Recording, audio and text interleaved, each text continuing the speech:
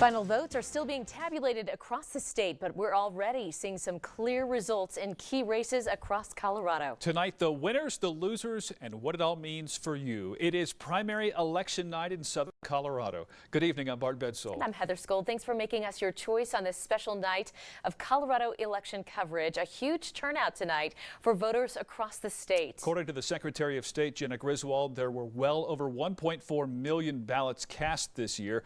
That beats out the previous record set back in 2018. And let's get into some of those big races. We'll start with the Democratic showdown to determine who will take on Cory Gardner in November's U.S. Senate race. Former Governor John Hickenlooper easily defeating former Speaker of the Colorado House Andrew Romanoff with 60% of the vote today. And now to reaction from the two candidates. Let's toss things over to KRDO News Channel 13's Chase Golightly, who's live in our newsroom. Chase.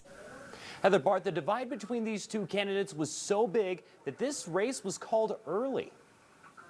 While ballots were still being counted, it was announced former Colorado Governor John Hickenlooper won the Democratic U.S. Senate primary over former State House Speaker Andrew Romanoff.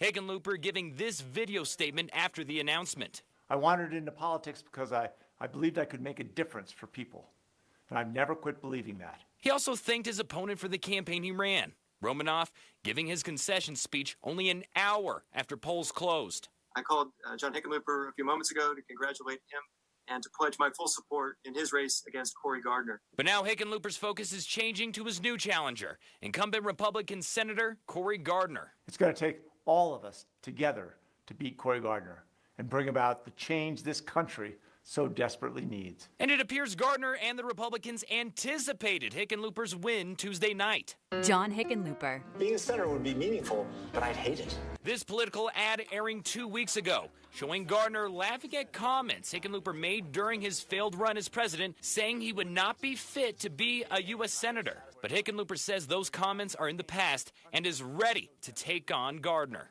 I've never lost an election in this state, and I don't intend to lose this one. There's far too much at stake. Now, a big challenge Hickenlooper will have to endure for these next 4 months is all the ammunition Republicans have against him. From his admittance he wouldn't be good at this job, to an ethics committee finding him guilty for accepting gifts while governor. Meaning in these next few months, we're going to be seeing a lot more of those ads we just showed you.